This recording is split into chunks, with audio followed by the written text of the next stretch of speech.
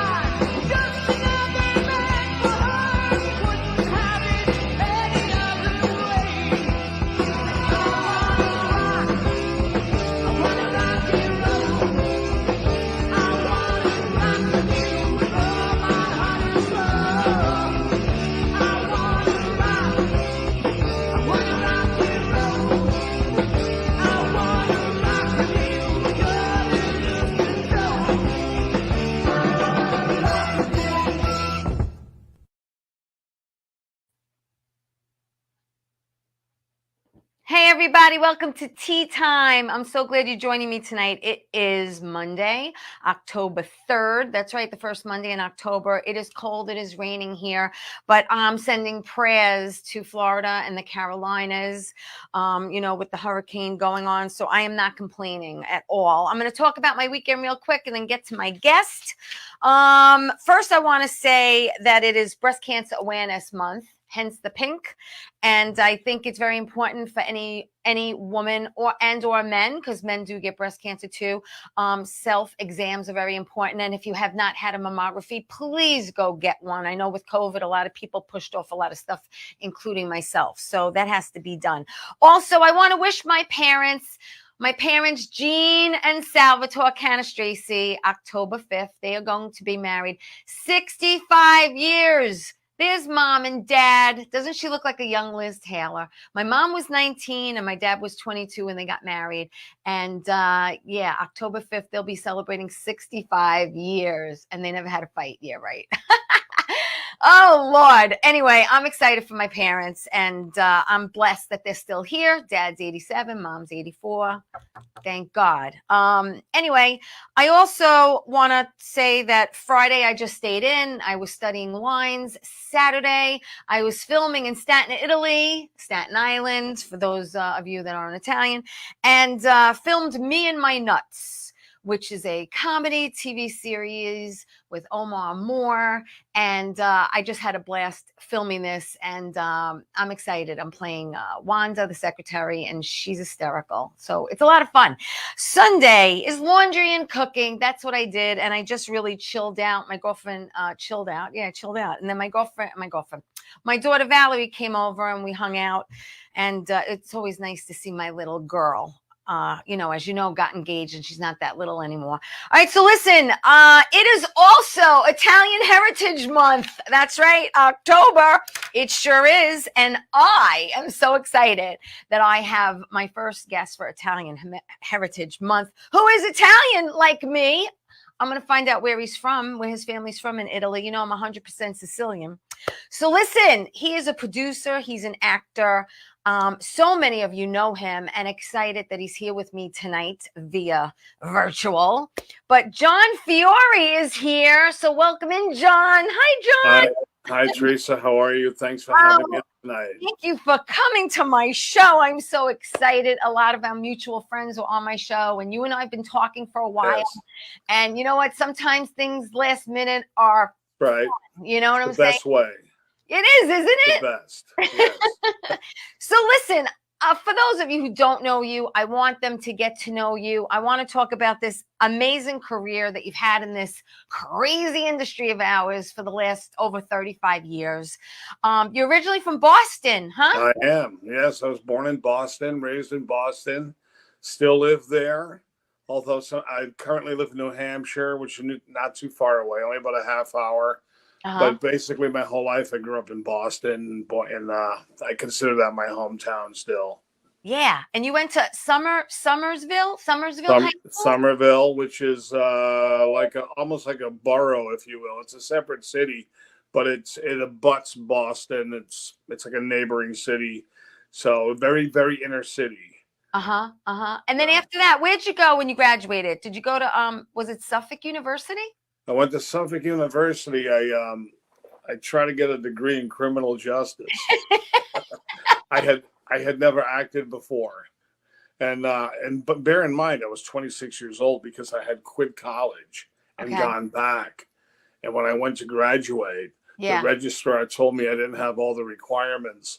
And I needed to take something, you know how they do that from the college. Yeah, the core courses. As a course. So I said, I want to get out of here. Obviously, I'm 26 years old, still in college. And acting was in this column. You know what I mean? So it's like public speaking. I'll take acting. And I took it. Really? And it set me off on this journey that I'm still on. It's very weird, but yeah. It's amazing. So out of college now, so you go into acting now. I mean, in your entire life, did you ever have that burning desire to act or, be on TV or, look up to maybe an idol that you grew up looking at? Like maybe, I don't know who I know for me, I love James Cagney and I love the old actors. Yeah. I mean, I did. I liked, like, say, Clint Eastwood and Charles Bronson, all those guys, De Niro, of course, in the early days, all that stuff. I liked it.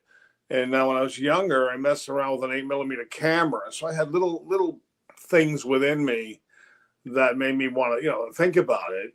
But then I lay dormant for many years. I didn't really think about it as a viable option to do anything. I was a court officer. I worked in a court for about a year.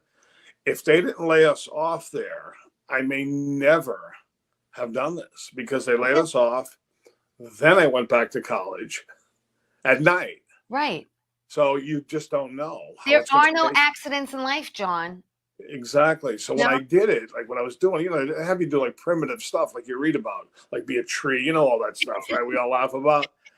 But there was something about it that, I enjoyed and I just stuck with it. And here I am all these years later. And was your very first gig, and correct me if I'm wrong, was it back in 1986? It was called One Crazy Summer? Well, that was my first kind of like pro gig, if you will. Right. Because here in Boston, way back in the day, now Massachusetts, New England, all the Northeast really, as you know, it's a mecca for filmmaking and TV shows. But back then, there was nothing in the area. Things would kind of pass through town here and there. You can get a little something. A lot of us made livings on corporate videos. They were under SAG jurisdiction, so it was like a SAG gig. Right. There were plenty of commercials around. Yeah. So we did all that kind of stuff, and it was a treat to get something like, say, One Crazy Summer, which was a real movie. Right. And everybody's familiar with Cape Cod. We get to go down Cape Cod. They put you in a hotel for a week. Yeah. And you think, well, I've arrived. I've made it. I mean, I didn't do much in the movie, except to get drunk and have a great time. And you think like, hey, I'm in this movie. They gave me the hotel. I got per diem. So that was kind of like my first real thing. Right. And before that, did you do any kind of, I mean, you mentioned corporate stuff, but did you do any kind of like local commercials and stuff like that? I did plenty of commercials there were quite a few of them here back in the day. Did some theater. So between everything, you're able to carve out a little living. Right. Because if you said back then, I'm an actor in Boston, they'd go, what do you mean? What do you do? Because if you weren't into it, you didn't understand that all this corporate stuff existed. Right. Because training videos and Yeah, because a lot of people think New York or LA. There's like nothing in between. Yeah, so once it got really hardcore for me, that's when I said, okay, if I'm really going to do this, you got to go to New York. And that was the next step. That was the next step. Okay, well, a lot of people take that step. I'm assuming it was a little scary and exciting for you at the same time? It really was, because back then, of course, I mean, we can't even picture life without a cell phone, right? You'd be driving, looking for payphones. You had your payphone stops along the way. Yeah. You'd have a New York answering service for us guys here in New England, right? You didn't want them to know you didn't live in New York. You didn't want them to know anything about you. We made up addresses. They said, what's your home phone? I go, I'll give you the answering service. So we'd stop at these payphones, and you would check your answering service, and the guy would say, hold on, and he'd go check your box to see if there was anything for you. Wow. All clear. And then they go, oh, we have a message for you. And that's how we did it. And then you just had to deal with the commute. we need you here tomorrow at 10 a.m. Yeah, sure, no problem. And we'd get up 4 or 5 in the morning, drive down. Wow. And do it. And it was a trip, man. It was something. I mean, did you ever physically live in New York for a long period of time? I have lived in New York. I've had several sublets over the years, not so much lately, but I kept many during the various things I've done. 2 or 3 months, 4 months, 6 months, like that. I used to do that quite a bit. Wow. When I got in the swing of it. How long did you do that kind of commute from Boston? I must have driven in my car back and forth on the same day, mind you, 400 times. Wow. To really get, as you know, in this business, the batting average is not tremendous. Yeah. Usually for big fat no. Right. And you would drive home, as long as you could drive home with that feeling like, ooh, yeah, I might get this. Yeah, that was enough to get you home. Yeah. Instead of saying, oh, man, I drove all this way for that. That was really bad. Oh, that was a tough ride. Yeah. Because a lot of it's out of your control. All you can do is control the couple of 2-3 minutes you're in the room. You do it. You want to feel good about it and go, hey, I did my thing. If they want me, they want me. If not. Yeah. But that's how it was, though, Yeah. Yeah. I mean, look, kudos to you because, listen, you have to have a lot of passion in this industry, and you really also have to believe in yourself. And there are times, and I'm sure you've had them, where, as an actor myself, I say, why me? Why me? And then I have to turn it around and say, why not me? Why not? Exactly me? right. You know what I mean? Absolutely. And I think that's what keeps you going, because we have these lulls and these highs and these lows, and it's a roller coaster like a marriage. You know what I'm saying? You have your ups, you have your downs. Yeah, no, that's the true. Bots. It really is. We've all been tempted to throw in the towel. Sometimes maybe, like, say you had a prolonged period of not doing anything, you may as well have been retired. You know what I mean? You go, well, I haven't done anything in months. And then boom, boom, boom, you get a bunch of stuff. Right. This is all my younger. It's like feast and famine sometimes. Yeah. So, as the years have gone by, I've reassessed it. Not so much consciously, like a big decision I'm sitting down reassessing. Right. I'm at a stage now where whatever will be, will be. I'm not too zen, but when it comes to this stuff, I have become that way. Whatever kind of happens, happens. I get an opportunity. If I like it, I pursue it. I try my best always. Right. If it doesn't work out, it doesn't work out. I don't feel like I'm missing anything. Yeah. I'm not eager to do a lot of stuff for the sake of doing it. Right. You know what I mean? Yeah. So, yeah. No, I totally get it. And you know what we're going to get? We're going to get my first commercial break right now. So you stay where you are. Everyone will be back really quick. Don't go away. Just stay there. We'll be back with more with John Fiore. Don't go away.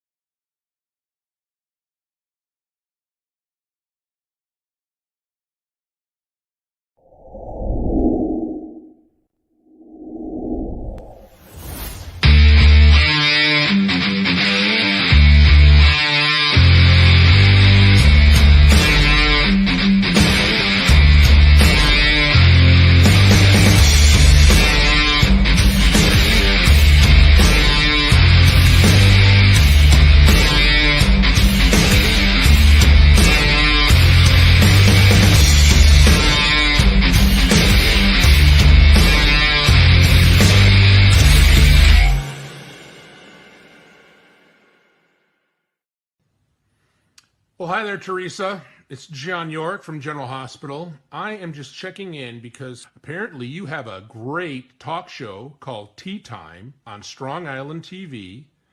I want you to have continued great success and have a lot of fun. It sounds like you're having a lot of fun, and that's pretty much the key to everything, isn't it? So continued success. I'm proud of you. Have a great day, Teresa. Bye.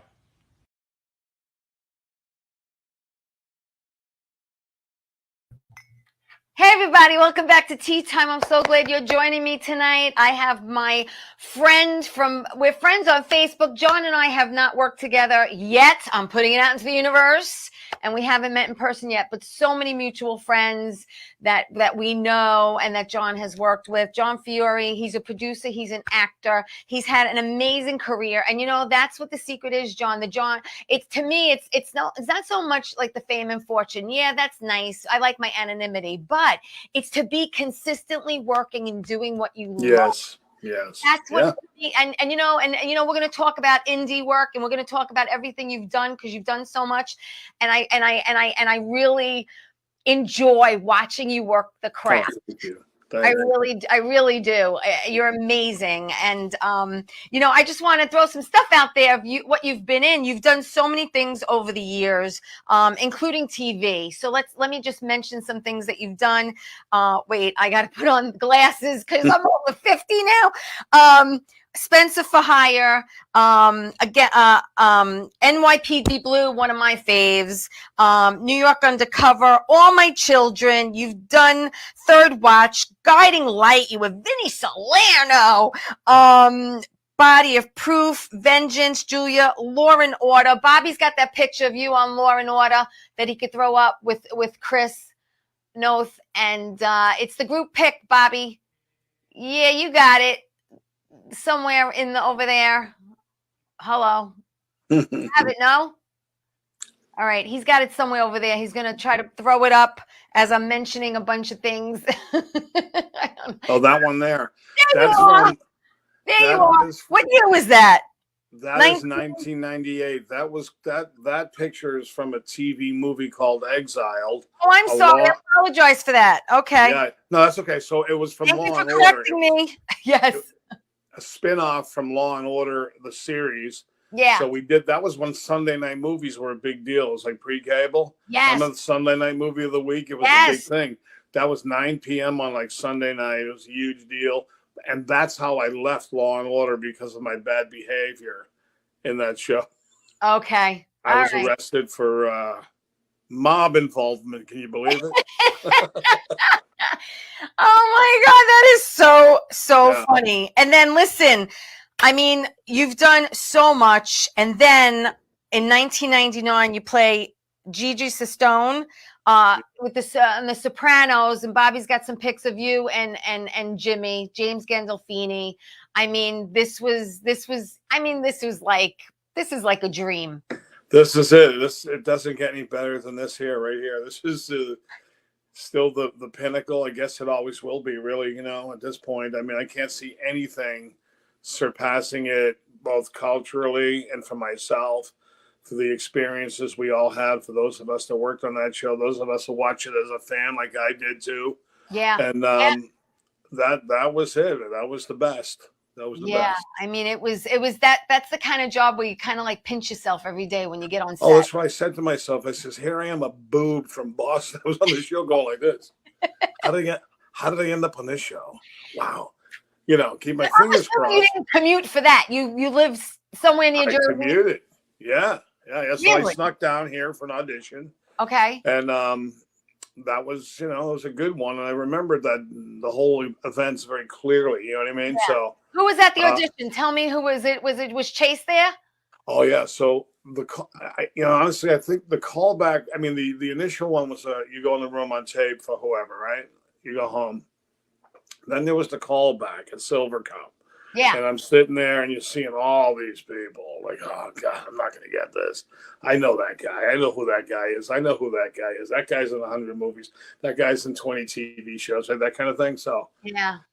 I remember this is when people talk about trying to win the room. There weren't that many lines for the audition itself. There's only a few, and some of them were disjointed. It wasn't even like boom, boom, you talk, I talk, like that. It was the next page a line. So I remember I wore these funky leopard shoes that I got from Law and Order, the movie. They weren't my character shoes; they were another character's shoes. I wore the shoes. I walked in the room, and within that room that day, usually there's, say, 2 or 3 people at a callback.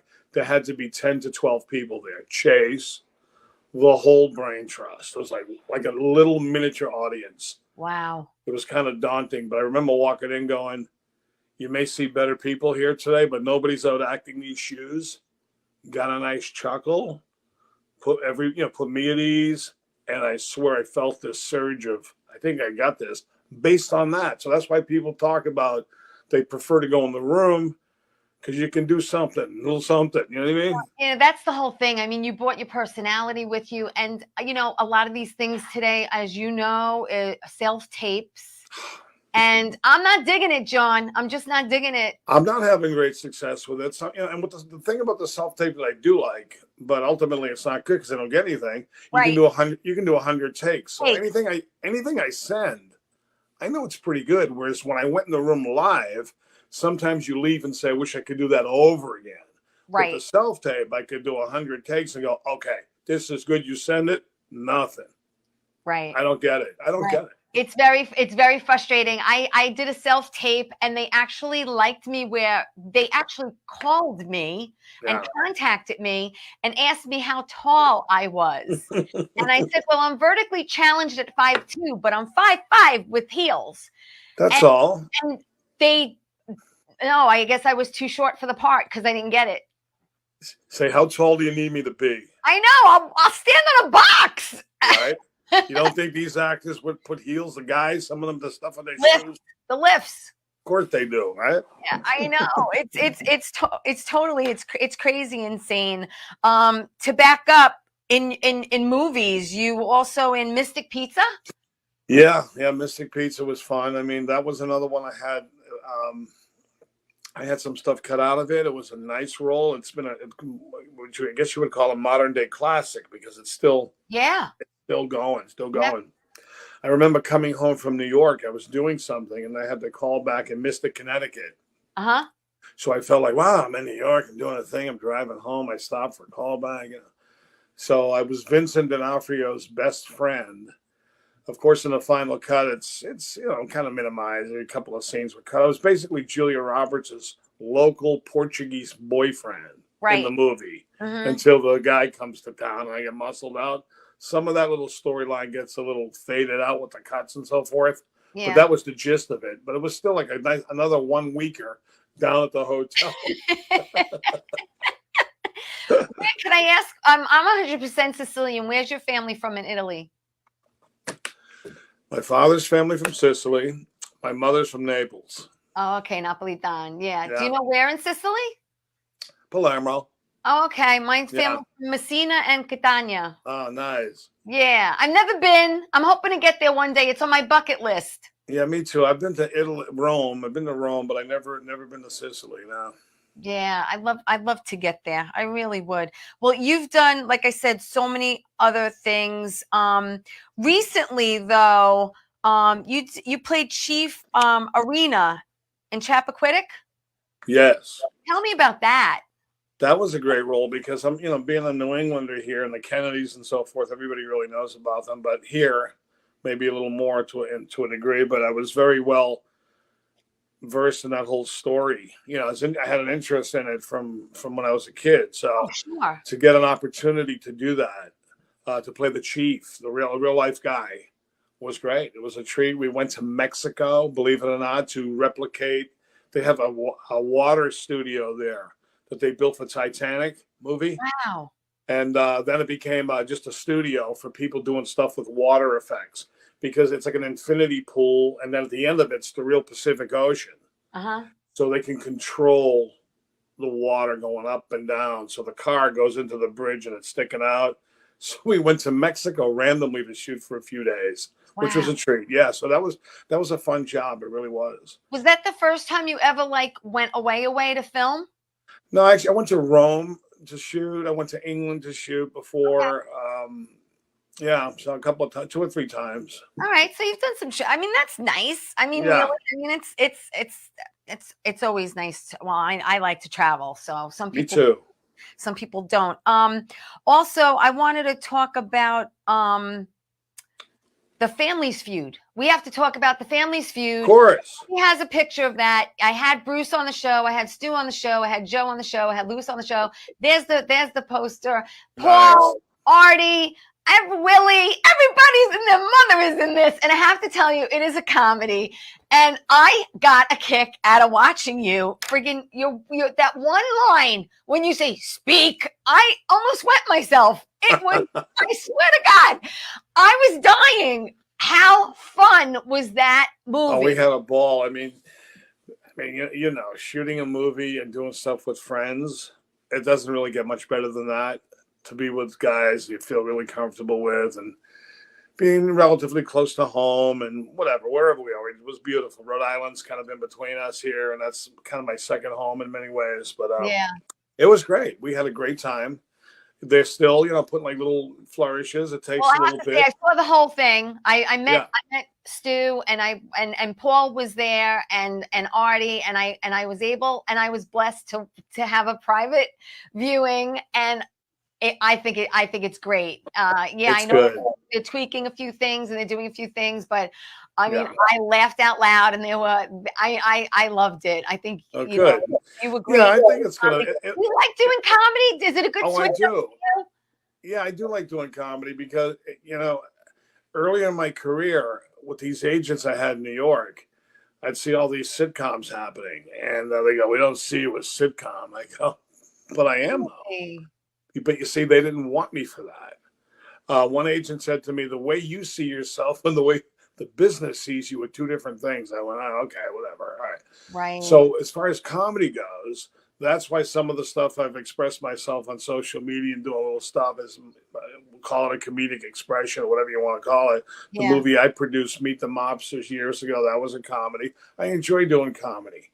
Yes. So, you know, I look for opportunities to do it if it's the right thing for me to do, you know? Yeah, Meet the Mobsters you did in 2005, right? Yes. Yeah, you did. And then 2016, you did Patriots Day, Person of Interest back in 2011. I mean, the list goes on and on and on. It's just, it blows my mind. And there's so many things that we are going to continue to talk about with John as far as okay, something is in front of my face. Woo! As far as, you know, what you've done, what you're going to be doing, and we have to talk about Coda. So everyone's there. Don't go away. We'll be right back after this.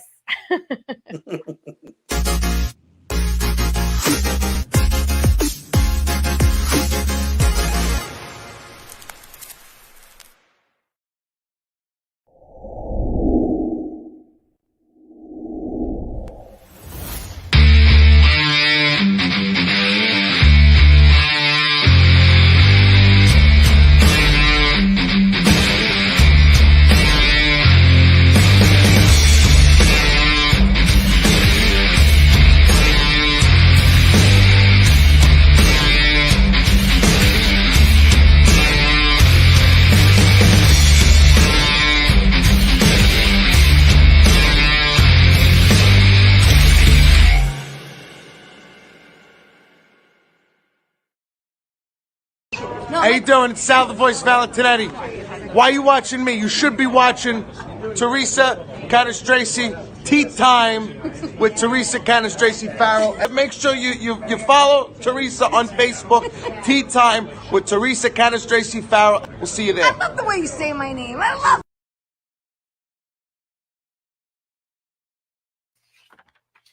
Hey everybody, welcome back to Tea Time. It's like one of those nights. You know what I'm saying? It's just one of those nights. It's just, I don't know, maybe it's a full moon. It's going to be a full moon. Anyway, I just want to thank everyone for watching the show, liking the show. Bruno's watching, Greg in Florida. I'm so glad you're safe, my friend. And thank you everyone for liking the show. Share the show. Tell everyone about the show. And I want to tell you that Tea Time, my show, is on Roku TV, Amazon Fire TV, Twitch TV, and you can watch my show every Saturday morning at 11 a.m. on Channel 20 for people who live on Long Island and get Optimum, okay? So that's my rundown, and I'm going to get John Fiore back with me because he is an actor, he is a producer, he has this amazing career for over 35 years, just working it. The man's played mobsters, he's played detective, he's done comedy. Is there anything that you haven't done yet you want to do? I don't think I've been a politician yet. Maybe Oh no, we don't discuss politics. I say politics. I don't say politics. the sleaziest of them all. I haven't been one of them yet. Oh man. So maybe you'd want to play a politician? Sure, a nice corrupt one, like they pretty much all are, right? See how Yeah, bad I am? yeah, it's true. It's true. But it gives you something to look forward to. Yeah. I want to talk about Coda. Let's talk about Coda because listen to me. I have a love for indie films. I've done a lot of them. I'm still in the process of doing them. I rarely say no to an indie film. You never know. You never know. This is true because Coda is Exhibit A, isn't it?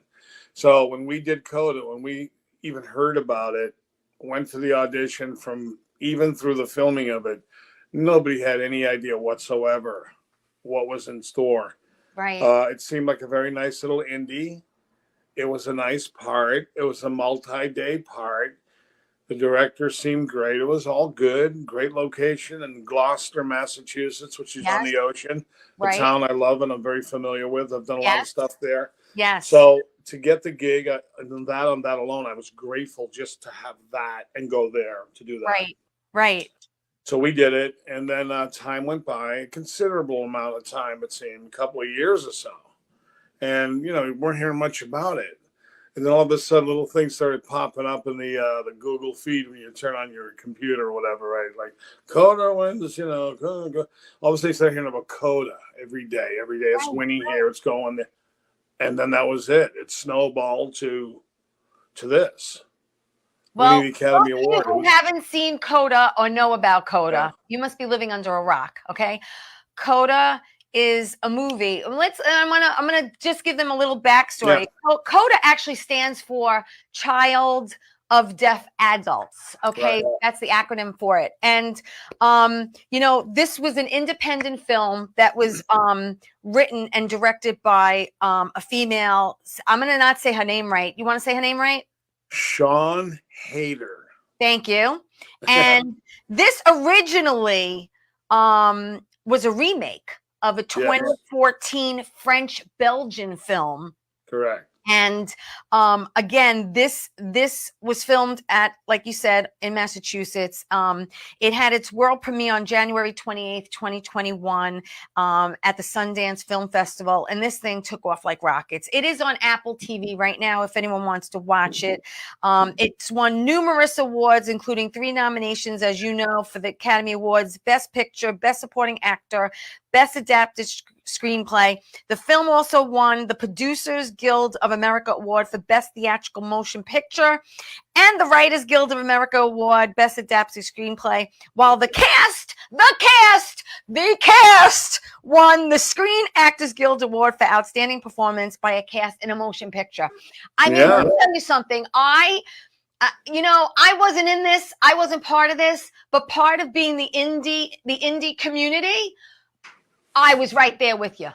Right. No, it was an easy movie to cheer for. Everybody was kind of cheering for it, ultimately, because of it was such an indie. It was a feel-good thing.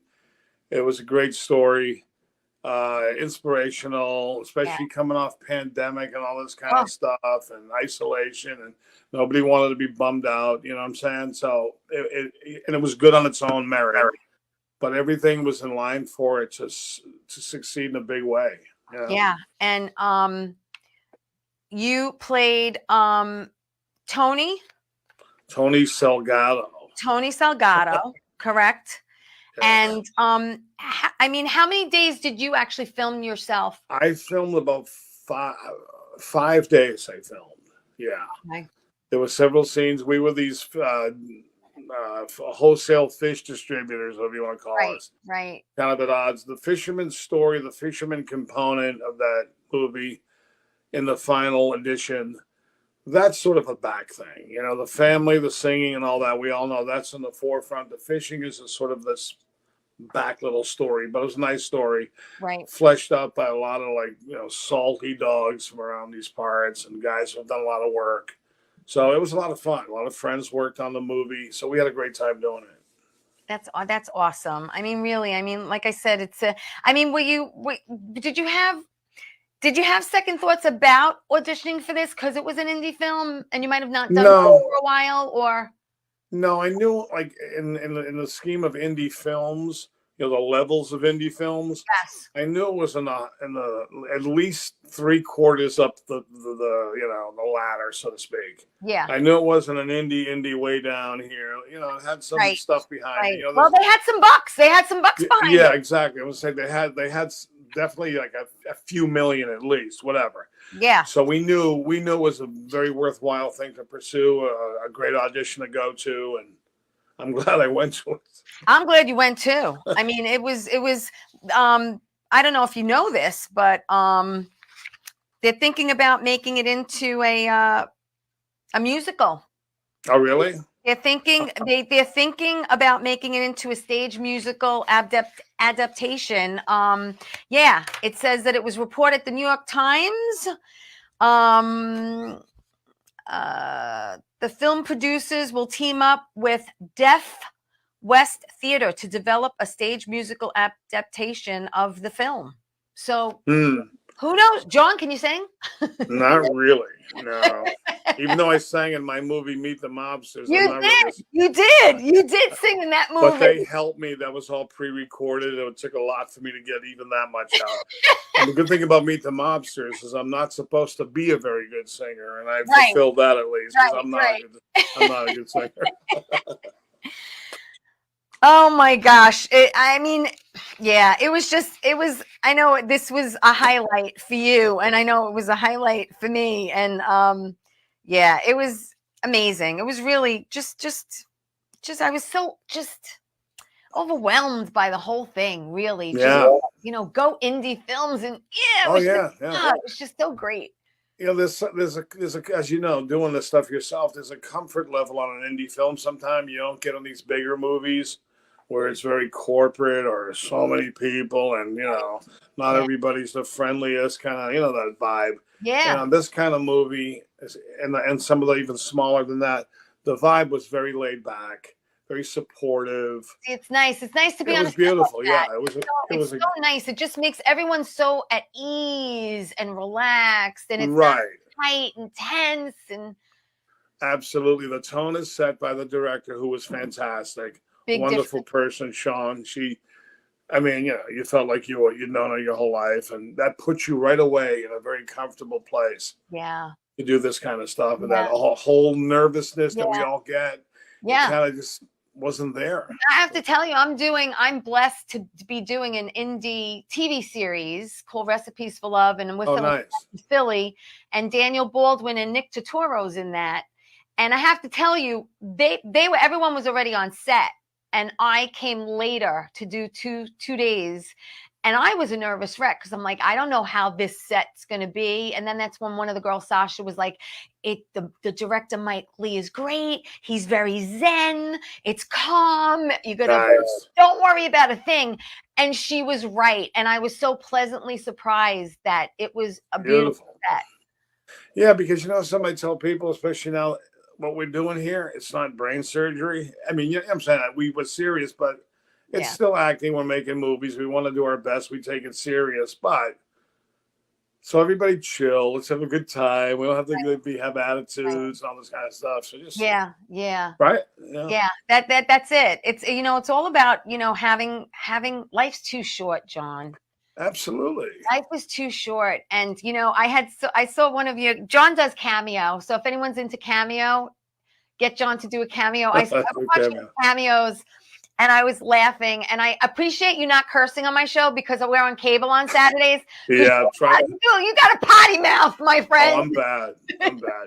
Some of the cameo people, they want you to swear at them. They do, because they used to that character. Right. They used to, that soprano character that you had. Right. But I was watching some of them, and I was getting a kick out of them, ranging anywhere from a happy birthday to someone beating cancer, which really touched my heart because my brother just beat esophageal cancer. Wow. And I relate it to that one, but it's also, you had said something about as we get older, you think we mature, and that how sometimes we're even immature. And I have to tell you, we're our ages that we are, but mentally we don't age as fast as our bodies. You really don't. Because when you're younger, you think when you get that age, you're going to be this person that thinks differently, and you're older and I can't be this way. And you find out, wait a minute, I'm this old and I think like I did when I was a kid. I know. In many ways, right? It's a weird phenomenon that you can only know once you get there. It's true, because my dad's 87, my mom's 84, and I'm actually, after the show, I'm driving straight to Queens because I'm staying over my mom's, and then I'm taking her to the airport tomorrow. But so they could celebrate their 65th. My dad's already down there. Anyway, I digress. So my point is that what is my point? You see, I digressed and then I lose my point. Oh my God, what was I saying? I lost it, Bobby. Was anyone paying attention? I'm sorry. It was about age, independent filmmaking. So I said to my mom, you're 84 years old. Well, how do you feel mentally? Thank you, John. And she's like, some days I'm in my 20s. Some days I'm in my 40s. It's not too often I'm 84. That's a good way to put it. She nailed it. That's how it is. I don't even want to say how old. 87, he's like, I get out of bed every morning, I shake my body, and if nothing falls off, it's a good day. Right. I mean, I'll just say this. I'm in my 60s. That's all I'll say. And I'll say, I know how old you are. I'm not going to say how old you are, but I'm going to say you look great for your age. And you don't look your age. A nice night job takes off for a few years. I'll do the same thing. Why not? Why not? Why not? All right. Listen, John, on that note, we're going to take my last commercial break. When we come back, we're going to talk about what you're working on now, what you have in post, what you have in pre, and then I'm going to tell everyone how they can follow you and watch you. Not to help you, but know what you're doing. You know what I'm saying? Okay. Yep. Sure. All right. So stay right there, everybody. We'll be right back after this. Don't go away.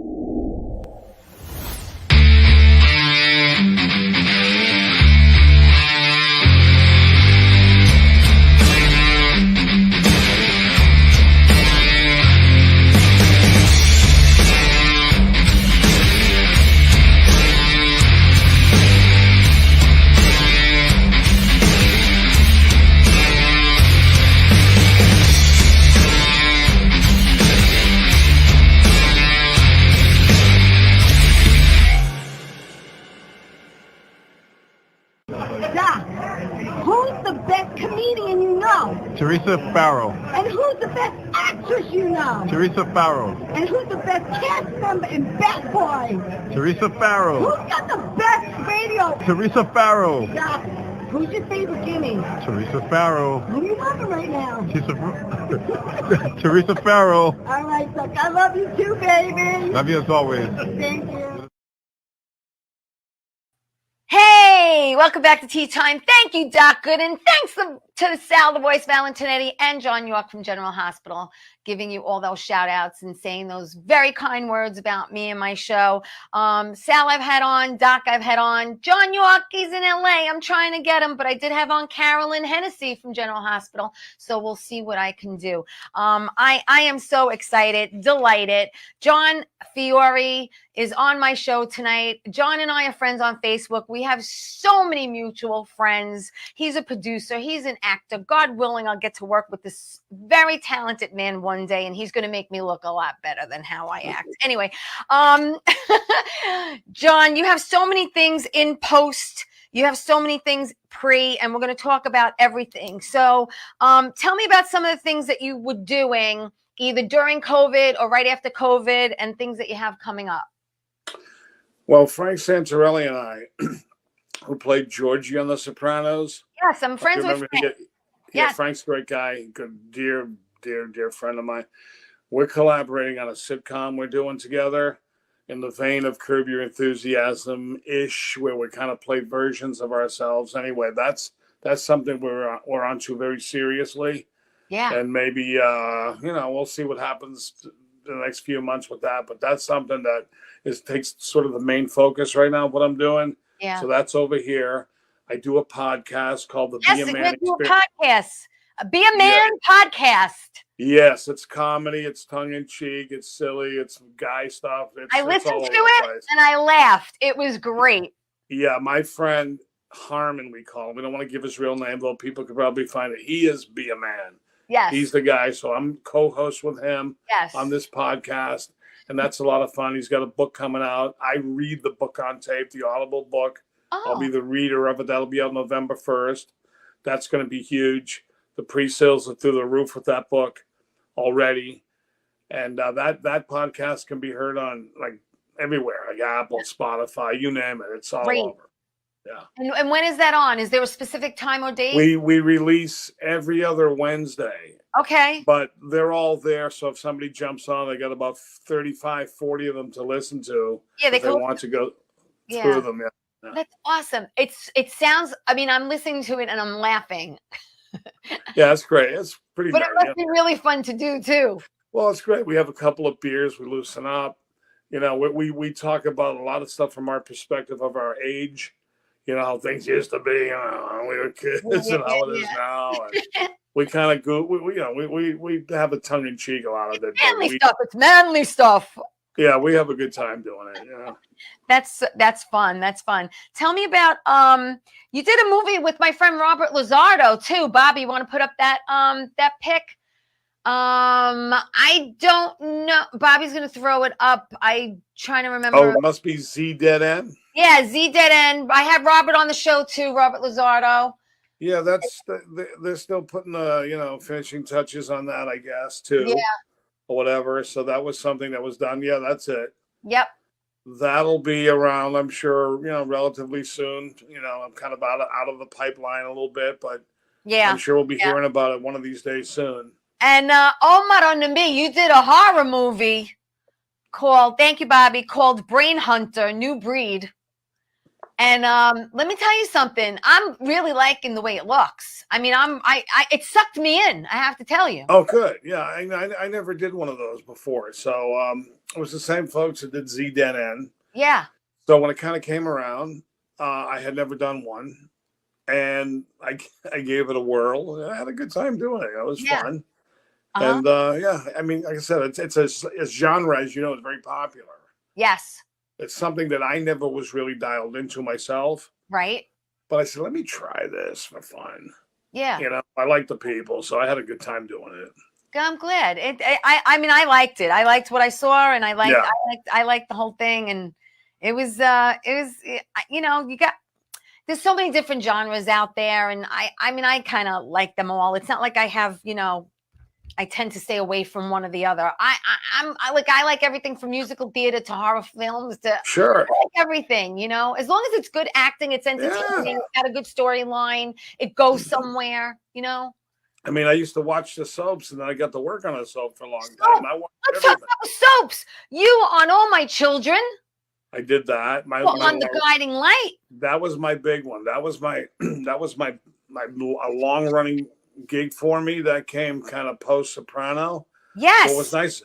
So what the Sopranos did in many ways, as bummed out as I was to leave it, to be written off the show, of course. Who wants to be written off, especially that way, the way I did, guess you didn't like reading that last script. Oh, no. So he called me and told me about it. So before I got to read it, but that was a bummer, of course, right? Yeah. So then as time went on, though, I got a direct call from Guiding Light, and they just gave it to me. They gave me this great... You didn't have an audition? Not at all. Don't you love it? Oh, it was fantastic. And it was a big, big storyline. And the IMDb only has about 39 listed. It was like 80-something episodes. Wow. Spanning about 2 or 3 years. One in particular, one stretch was like a 50-episode year. Then it kind of came and went. Yeah. But I went from being a capo on Sopranos to being the Tony Soprano of this town, Springfield, USA. Right. Yes. And it was a great learning experience because they, people that have done it, they plop down these scripts for the week in front of you. You get 5 scripts. You go, I can't remember my first name. And you see what you got for Monday and then what you got for Tuesday. And it's just, but somehow you do it. That's what I was going to say, John. How'd you do it? Because I know in the soap industry, you have a lot of lines to learn in a short amount of time. You just had to do it because you couldn't bear the thought of going there with all those people looking at you saying that the guy doesn't know his lines. Right. So somehow, by miracle, something within the brain kicks in that you start to know these damn lines. And then once you get in the groove of it, it does become easier. Like now I'm not in the groove to know that many lines like this. Right. You know? I Right. mean, I'd have to train myself again to do it. Yeah. And then one of the other good things too, sometimes the lines, you know how slowly they move. There's a little kitty running around the table here. I'll show him off. The lines are similar. Yeah. So you do the lines on Tuesday, you go on Wednesday. You said, did I say these on Wednesday? And then you look back and forth and you go, this is just so similar. Right. Because they're trying to catch everyone up in case they miss. Yeah. Right. Just But to it was continue that storyline. Yeah. Yeah, and it felt good. I mean, so The Sopranos were still going gangbusters, just hitting their peak. And Yeah. you disappear into the world of daytime TV. People think you're retired, you're gone, or whatever. Did you ever work again after The Sopranos? You go, yeah, I've been working for 2 or 3 years on this soap, but nobody knows it unless they're dialed into it. Right. You know what I mean? Yeah. Unless they're into that thing, they don't know you're out there.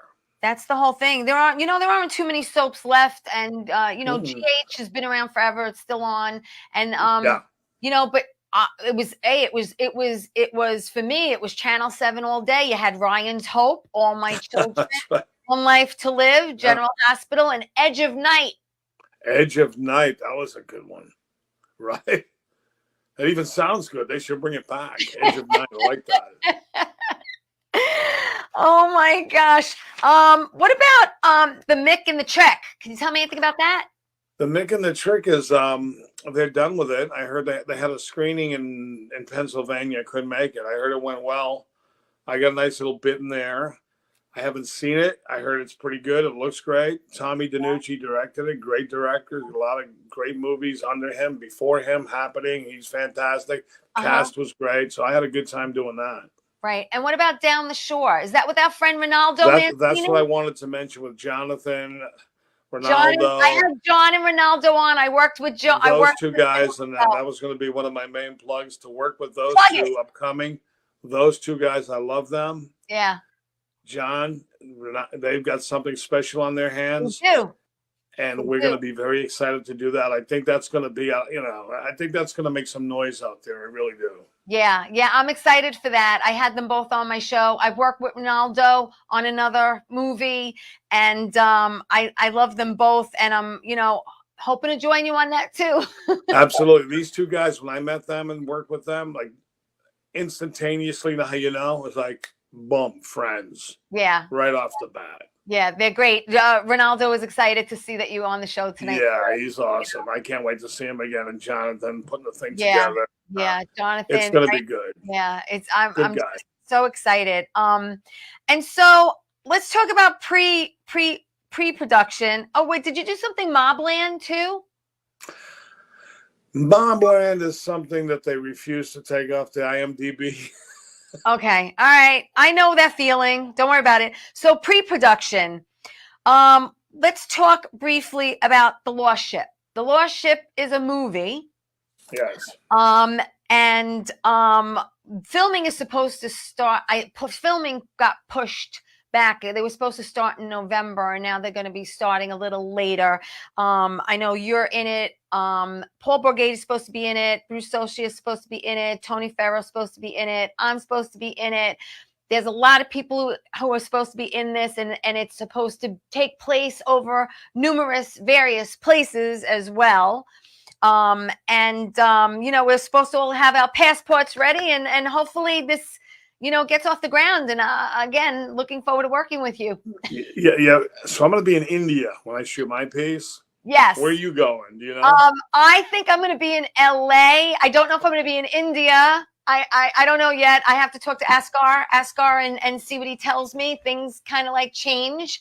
But I'm hoping, I don't know. We'll see what happens. Hey, my passport's ready to go. So's mine, baby. Bags are packed. The suitcase is packed. The passport's right over there. I can leave right now. That's it. What about pushing evolution of the hustle? Can you tell me anything about that? Oh, that's my dear friend Brian Davis out in Oakland, California. He's putting together something pretty special about this. I love the title. Oh, it's fantastic. He's done so much work on it. Brian's the best. I had a great week with him out there. We did some kind of setup stuff and proof of concept. And yeah. We shot a bunch of stuff, and he's got something really special. He's got such a deep, layered story. Nice. It goes back years and into the future, and the origins that even take place in other cities in the USA. Wow. Both reality with some kind of fiction mixed in with it to create this canvas that I'm really excited about that one. I am so excited for you, John. And you know what? I'm excited that you spent this 55 minutes with me. Our time is up. Can you imagine? It went fast. Doesn't it go fast? Well, listen to me, my friend. You are invited here anytime you want. Thank my you, door is Teresa. open to you to discuss anything you want. I just want to tell people, follow John. He's on Facebook. It's John Fiore. It's Fiore. Okay. Yes. And also he's on Instagram as real_John Fiore. And he's on Cameo. So look him up for Cameo because that's a lot of fun. And you could surprise people with a message from John. Yeah, John, thank you, my friend, so much. You stay there. Everyone else, thank you for watching my show. Thank you for supporting Tea Time. I really do appreciate it. Everyone, until next week, stay safe. Love the people you love. Tell the people you love them. And I'll see you next week. Ciao, everybody.